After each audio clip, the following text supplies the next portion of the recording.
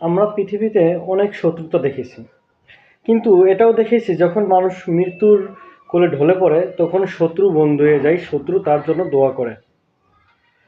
আমাদের দেশের ক্যাপ্টেন এবং ওপেনার ব্যাটসম্যান, সে আজ হঠাৎ করে হৃদরোগে আক্রান্ত, দুবার হার্ট স্ট্রোক করেছে। সে নিজে মৃত্যুশয্যায়। সারা বাংলাদেশ কেন, কলকাতা নাইট রাইডার্স, লাসিথ মালিঙ্গা, মাশরাফি এবং কি বাংলাদেশ ক্রিকেট বোর্ড, আইসিসি পর্যন্ত তার জন্য আল্লাহর কাছে শুভকামনা করেছে। কিন্তু দিন শেষে দেখা যাচ্ছে লোভিয়া জুয়ারু যে সাকিব আল হাসান, সে একটা কথাও বলল না।